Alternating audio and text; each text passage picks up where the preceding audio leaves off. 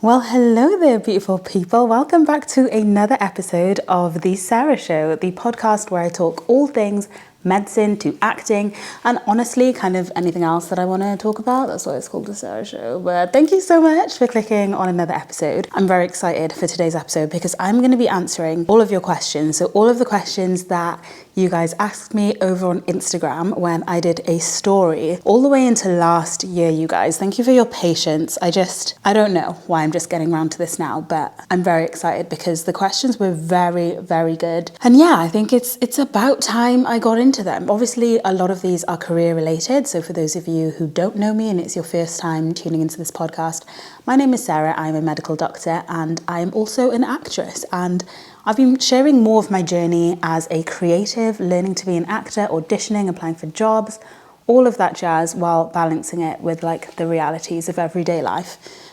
So a lot of these questions will be around that.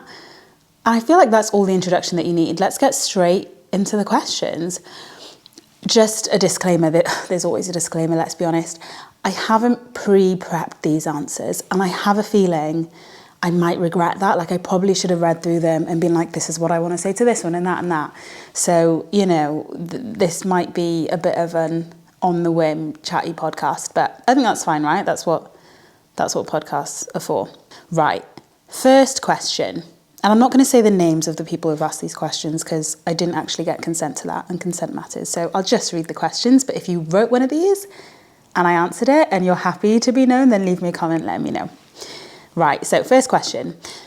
The person is saying, I'm also in a similar boat. How did you start acting / auditioning? Please recommend some courses or classes. Now, this is a great question to start with actually, because I've had so many questions of people asking me what acting school I went to. And I've made the decision just not to publicly share that. Some of you might know, just from scrolling through my posts, you might be able to find out. But the reason why I'm not going to kind of recommend it publicly is because I don't go there anymore. And a lot of the teachers that taught me while I was there also don't go there anymore. So I essentially would be recommending something that I haven't experienced. I haven't experienced it the way that it is now. So I don't want to I would hate to recommend something to you and then you have a very different experience than I did. And I would feel really bad because it did cost money. I did, however, go into how much it cost and how it was set up in my episode 3 of this podcast, all about how I got into acting. But to save you scrolling, I'll just repeat that here now. So it was like a part-time acting school where you had 2 3-hour lessons a week, so 6 hours of contact time. We would put on shows and you would pay £800 per term at the time that I went to it, which was back in 2021. So I did 2 years of that and I learnt a lot and I really enjoyed it. The other part of the question, how did I start acting and auditioning? So I've had a YouTube channel now for like 8 years. I was thinking of this the other day. I was like, in my head, I'm new to acting, but I've kind of had some kind of internet public facing, I don't want to say presence because, you've not read about me on a news outlet. Well, maybe you have, like local Welsh news. But I've always had something out there in the public eye in some way in terms of putting things on social media. And the job that I did, the BBC show that I did, where I was singing with Gareth Malone on this amazing lockdown NHS choir, the way that I got that was that a producer, I think they got my email address from my YouTube channel and was like, hey, can you sing? And I was like, yeah. And I ended up auditioning for that and getting into that. So I suppose part of it is just by being out here on the internet, but that tends to be more for reality TV kind of work. I mean, I wouldn't call that show reality TV. It was very wholesome. But in terms of where I'm just being myself, I'm not actually acting. And then getting into acting, I don't have an agent. I've not had an agent. I was, I guess you could say, street cast. And I met a new friend while I went to a premiere of a movie that I just got tickets for on the internet as part of the BFI festival. That's the British Film Industry Festival. And met this friend who was amazing, who also happened to be a casting director. And she very kindly recommended me for a role that she thought I'd be good for. I didn't actually get that role, but I did get another role, which ended up getting cut. However, I could then put that role on my CV and I got access to a website where I can apply for more jobs. And that website is called Spotlight. It's a very popular website that's used in the industry for casting directors, producers to find actors, singers, musicians, performers. So that is how I personally got into it. That's a very condensed version. I was studying acting at the time. I was actively trying to, meet people in the industry and network and things like that. But that's how I got my first job. Every other job since then, it's honestly hard to keep track of, because once you do one audition and someone sees you there, they might recommend you to someone else. They might call you in for another thing that they're doing. For example, I had an audition for a musical last week, and like within the hour of being seen for that musical, I received an audition for a different musical. Are they linked? I don't know. All I know is that I received another audition through. And sometimes people are in rooms that you don't really know that they're in. So that's how it's worked for me. A better process, or what I'm told is a better process, is to have an agent. And agents can help get you jobs because they are so well networked. I don't know if that's a term that I should use, but they have loads of contacts, and they can also just support you in your job, help you with loads of the contract issues, any admin issues that come up, and just really promote you and root for you as an actor. But for me, I'm self-represented, so a lot of the work that I get is from having worked with someone and then they want to work with me again, or they recommend me to someone else. So kind of building my own little network, I guess, of people that might want to hire me. Hashtag please hire me.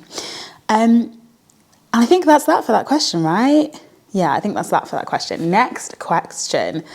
What made you decide to get into acting? I have always loved acting. So I did a few lessons as a child and I absolutely loved it. I absolutely adored it.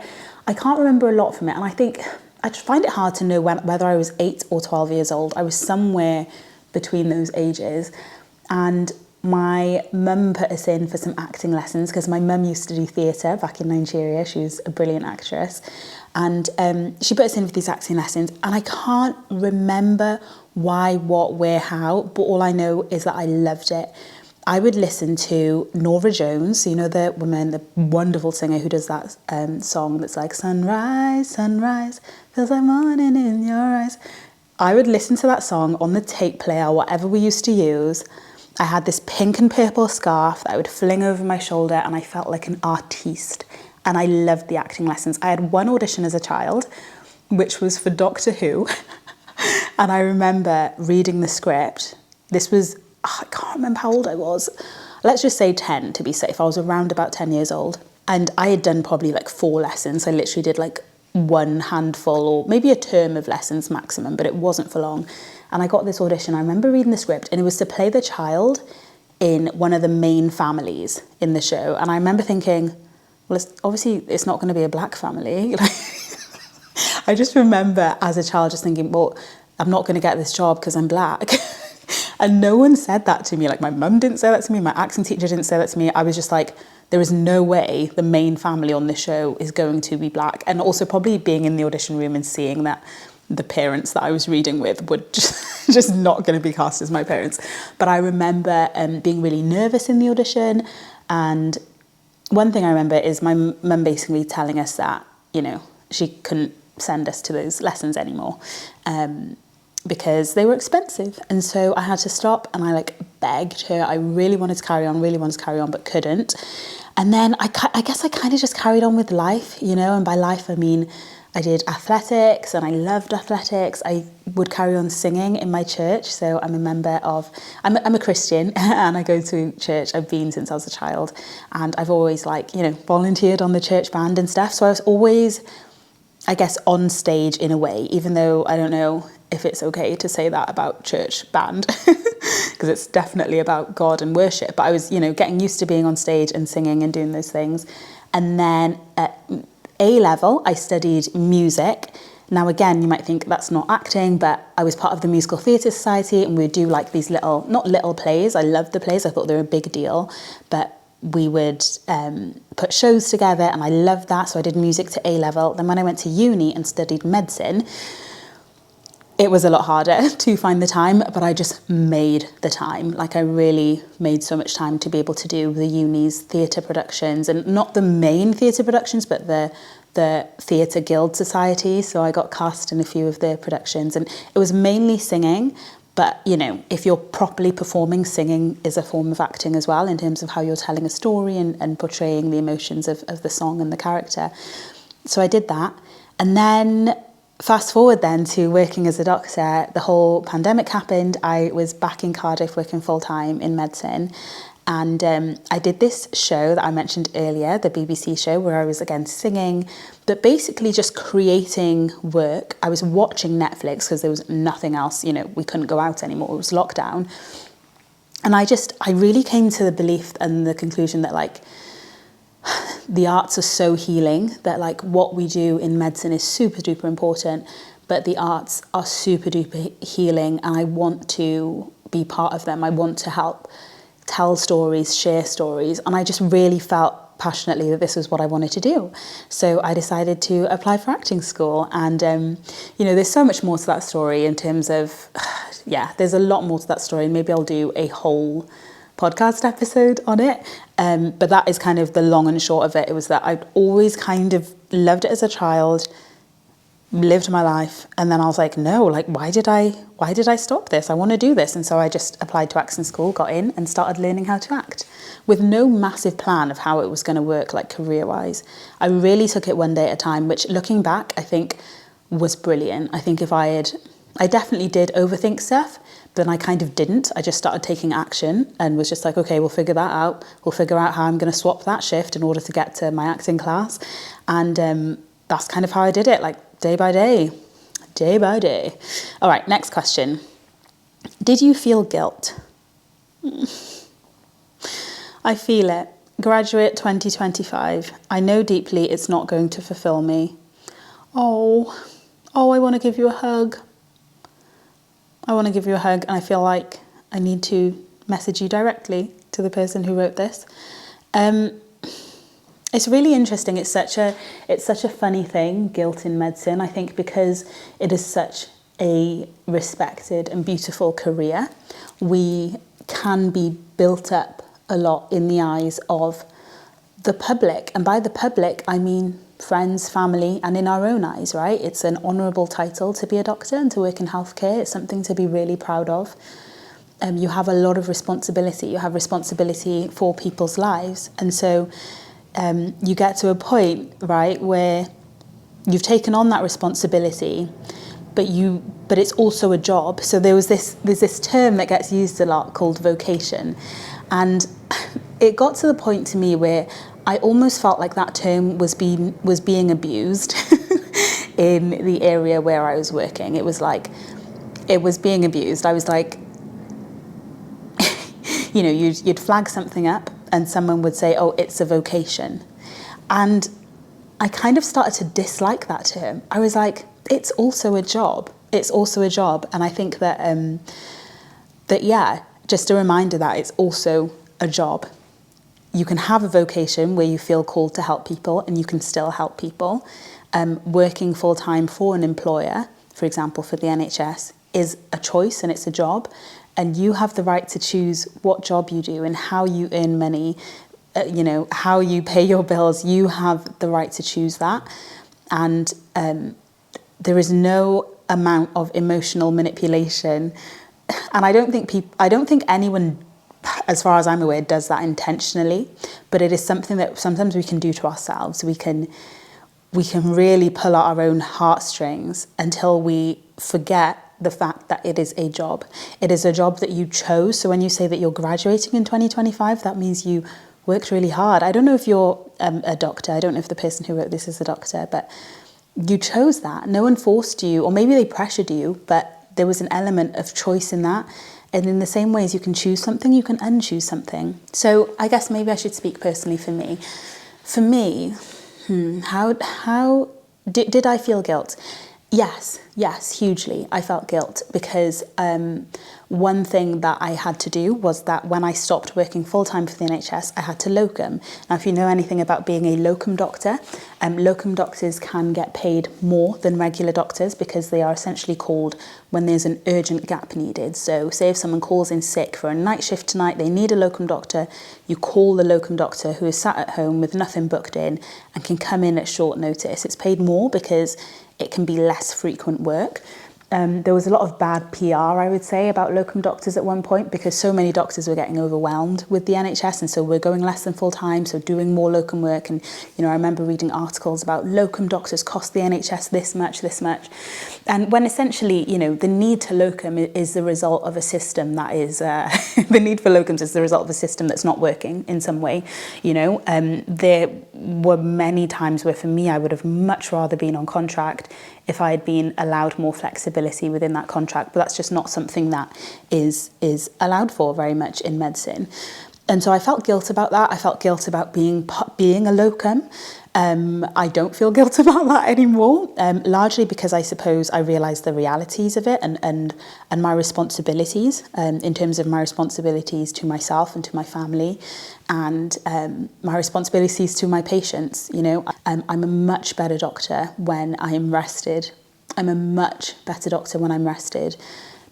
Being able to afford to get an Uber home after a really tiring string of nights is better for everyone involved than for me driving home really tired.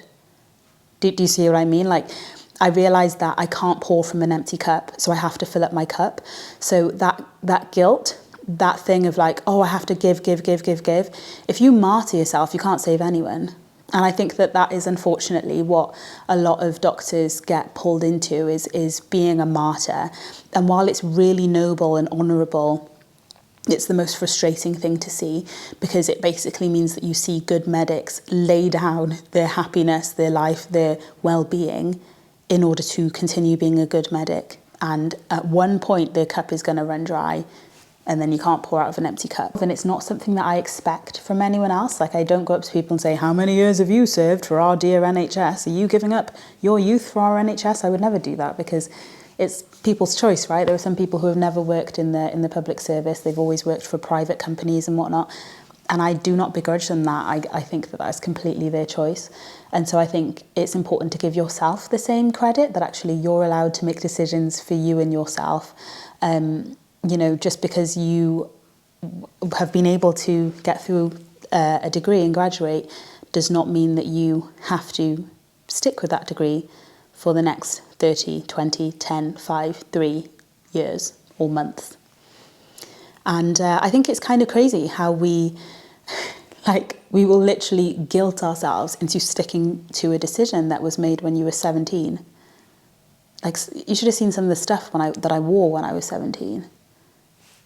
Like, baby girl, no, she's not about to run my 31-year-old woman's life. Do you know what I mean? And I think things change, times change, and you always have the freedom to choose. You have the freedom to choose. And another thing that hopefully might help with the guilt is that the times where I have felt like medicine was a vocation for me the most, when I was when I wasn't at work. It's when someone faints on the tube and I go the extra mile to help them because I know how to help them. It's when, I'm walking along the street and someone starts having an epileptic fit and I can pull over and stop and help them. And that, to me, is who I am. And it's not just who I am, because that sounds like it's an accident, but it's who I choose to be, and it's who I will continue to choose to be. And so I'm really grateful that medicine has given me the confidence to step into an emergency situation when I'm off duty and say, hi, I'm a doctor, how can I help? And I love that. And to me, that's the vocation. Like, if I'm going to give my time for free, I'm going to give my time for free. It's not going to be me breaking down at the end of a shift that I've stayed 3 hours late for yet again. And someone tells me I can't claim for the extra hours because I don't even know what the reasons were. So yeah, there is a sense of guilt, but I think that when you realise that the best way to help others is by looking after yourself first. It's kind of like on an airplane when the oxygen mask comes down and you put on your oxygen mask first. They tell you to put on your oxygen mask first before trying to help someone else. I think that if more of us did that, the world would be in a better place, truly. And I know that sounds counterintuitive, but I really believe that. And also, sorry, this is such a big question. I feel like I've gone on and on, but hopefully some of this is helpful. When you say that you know deeply that it's not going to fulfill you, I just want you to think about all the things in life that you love and that you've benefited from. And how many of those things came from doctors? Now, don't get me wrong, I get it. Doctors help people give birth and, you know, they're there from start of life to end of life. But when you think about like a movie that really changed your life for the better, when you think about that song that when you hear it, it just reminds you of a beautiful time in your life. When you think about when you smell a fragrance and it smells like a loved one that you miss and you just feel their presence, or a loved one that has passed. So many of these things were made by people who weren't who weren't medics. There are more ways to contribute to life and to others than just through medicine, and I think that we really forget that. And a moment that really stands out to me since I became an actor where I did feel guilt a lot was when I was performing on stage, on the Olivier stage at the National Theatre, and we had just done, it was like opening night, we had just done the first ever performance, and everyone was nervous and it was great. It wasn't the first ever performance, I feel like it was the second ever performance, it was one of the previews.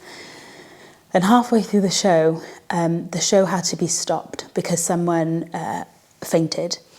And I'm getting emotional thinking about it.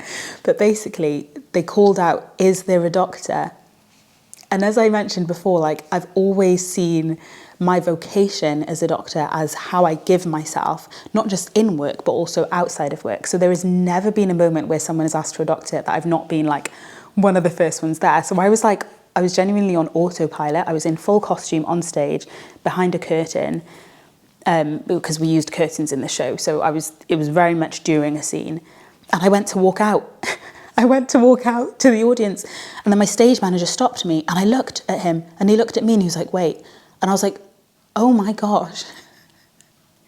And in that moment, I realized that I was an actress, not a doctor, that I was very much an actress, and I was not the doctor that they needed in that moment. And it was fine, right? It was actually fine because the person was absolutely fine. They made a quick recovery. And funnily enough, it was a play about the founding of the NHS. So the audience was full of medics. Not full of medics, but I think apparently 10 different people stood up like, "I'm a doctor, I'm a doctor." So they didn't need me in that moment. But it was a moment where I got quite emotional. I really had to sit with myself and think it through afterwards, because I was like, why do I feel like I've let someone down? Why do I feel so conflicted and so confused? And I think it was because it was in that moment where I saw the practical path of my vocation, of who I believe myself to be, of who I believe I've been called to be as Sara Otung. I saw that it was changing shape. I saw that my vocation was not to be the one feeling their pulse and checking if their heart is still beating, but to be the one on stage performing, sharing a message, a really important message actually that play shared about how much politics can influence our healthcare and just so many different things. And that was my vocation at that moment in time. And there are so many people. That play was just a brilliant play, and it's back this year. If you want to see it, I'll put a link to get tickets in the description of this podcast or video, wherever you might be watching. So I'll be back at the National this year.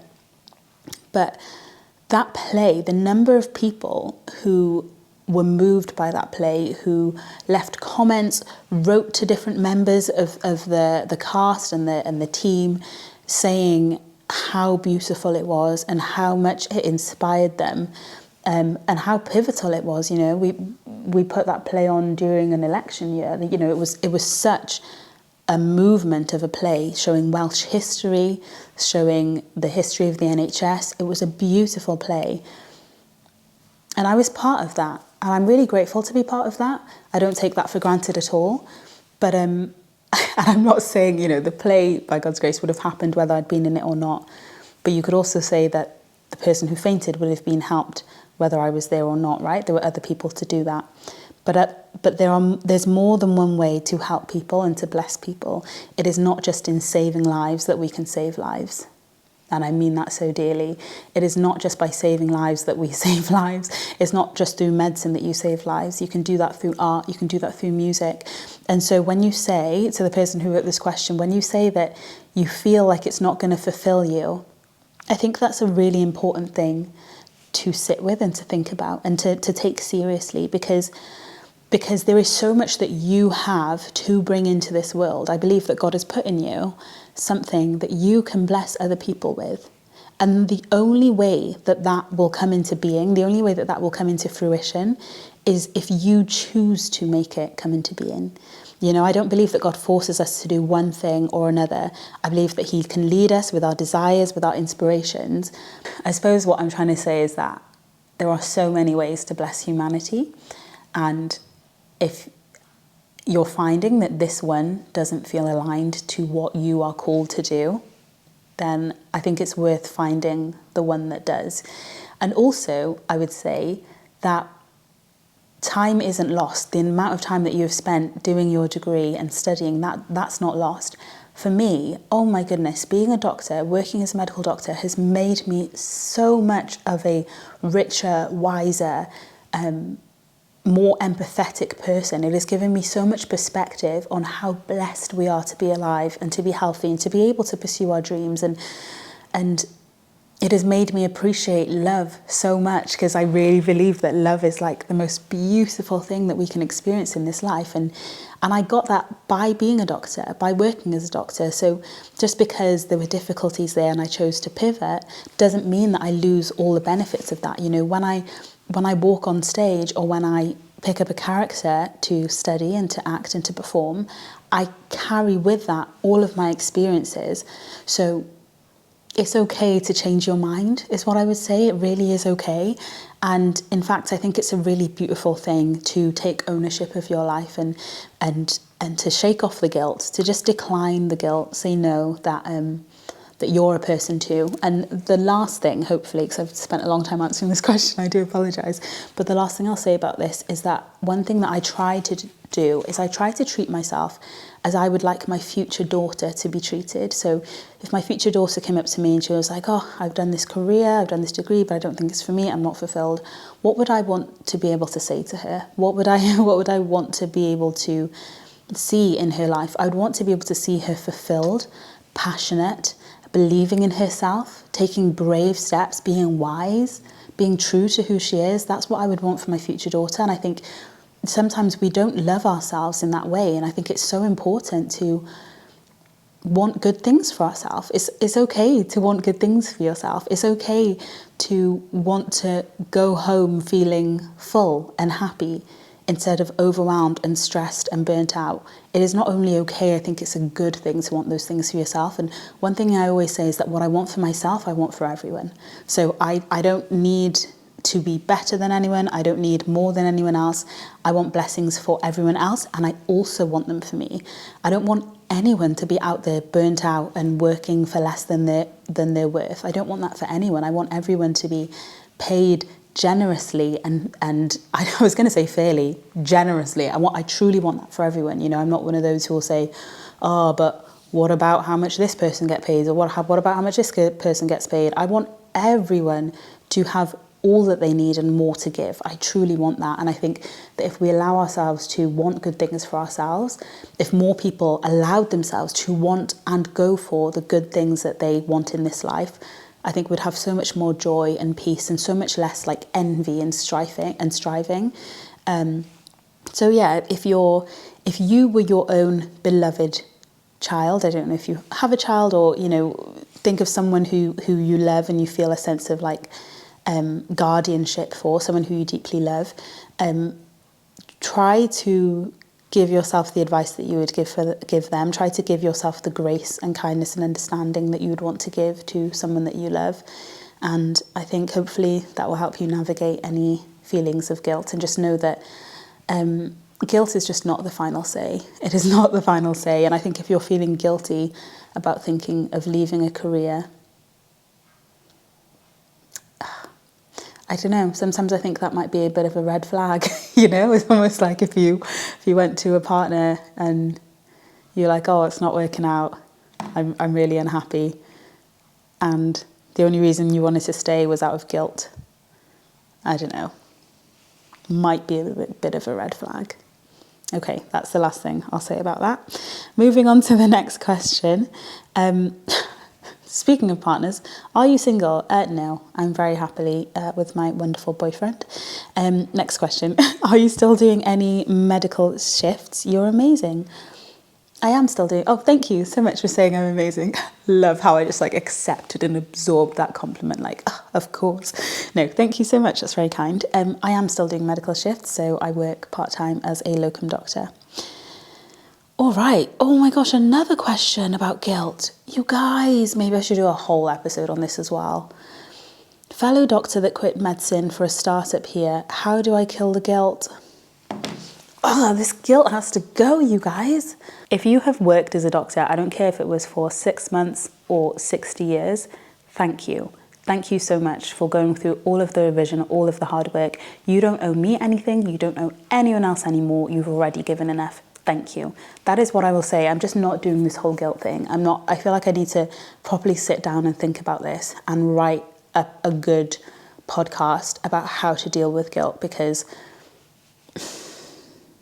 yeah, no, we're not doing that.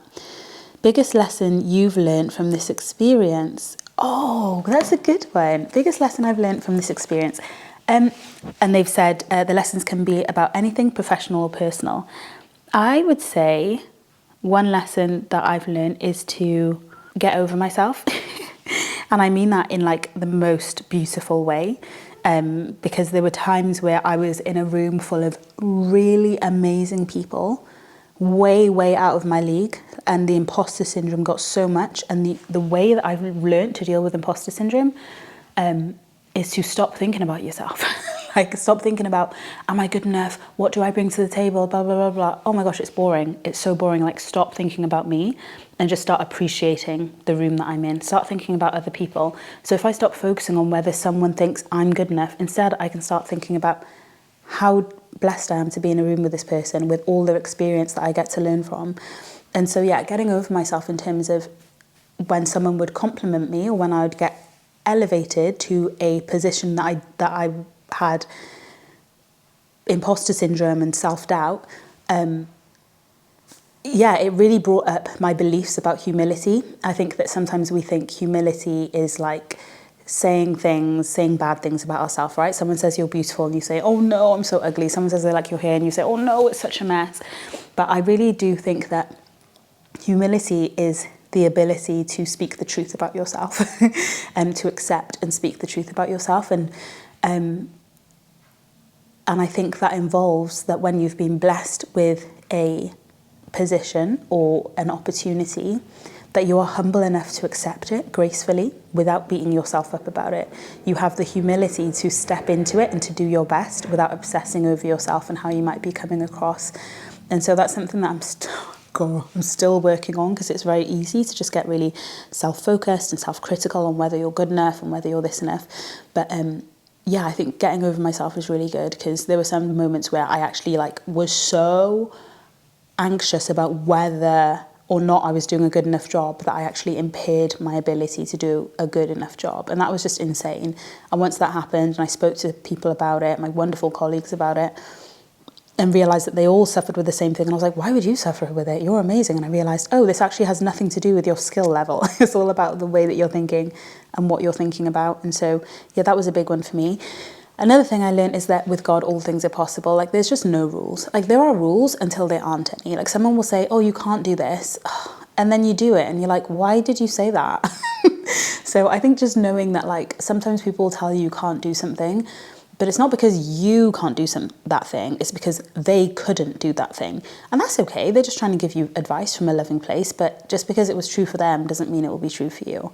And that sounds horrible and harsh. And I'm so sorry. But it's just true, everything is possible. With God, all things are possible. There's never been another you to breathe, walk, live this planet.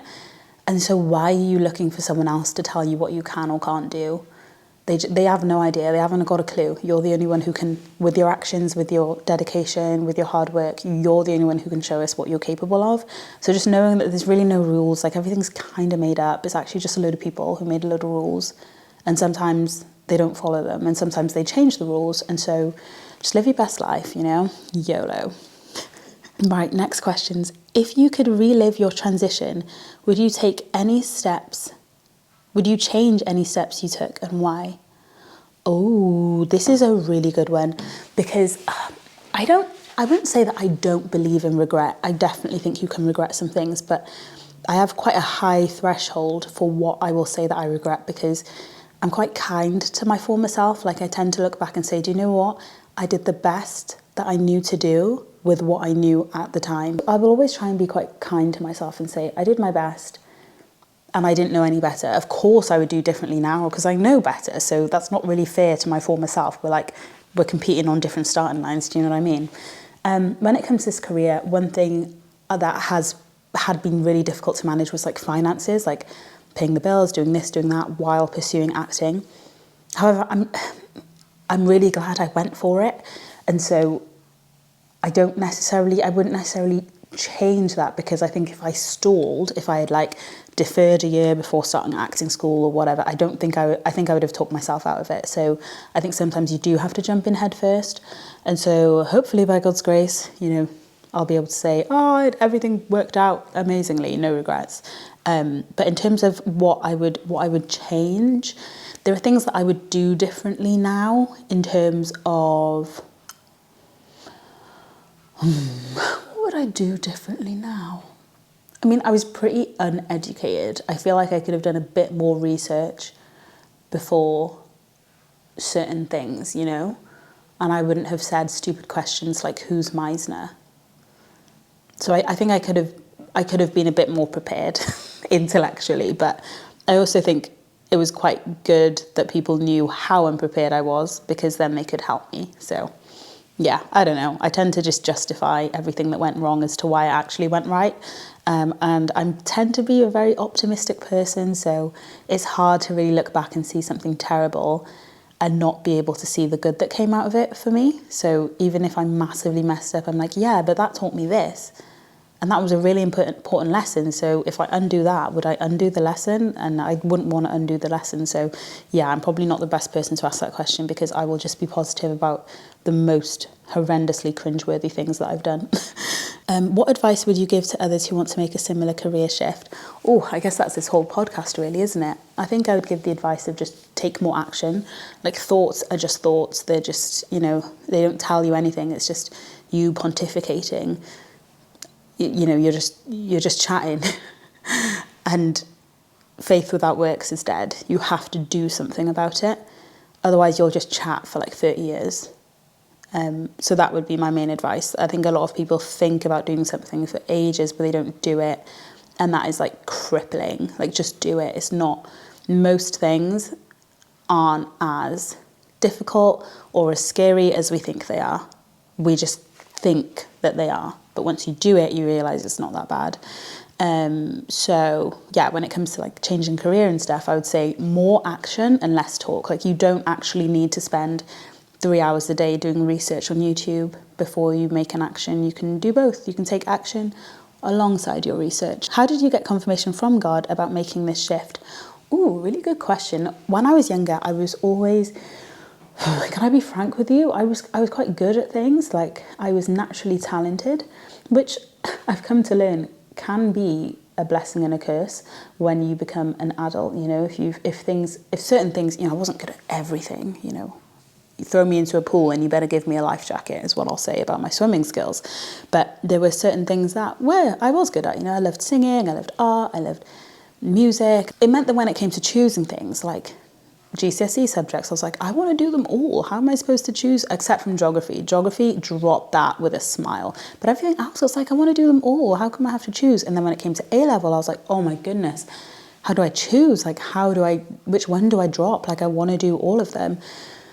And so I would always pray, like, God, give me guidance as to like what to do. And one thing that one of my pastors like the leader of like a Christian church, one thing that they said was, they were praying for me, and I was like, I just want prayer on like what to do. I don't know what to do with my life. What do I do in my life? And they were like, the saying is coming to mind for them, and it was basically, it's easier to steer a moving ship. So like, just take some steps and let God guide you as you walk. And there's another verse in the Bible which says, I think it's in Psalms, it basically says, let the peace of God rule in your heart. And so one thing that I tend to do, and I'm not trying to preach a sermon here, you guys, so I do apologise. This is, just me answering the questions. But one thing I tend to do is that I will talk to God about a decision.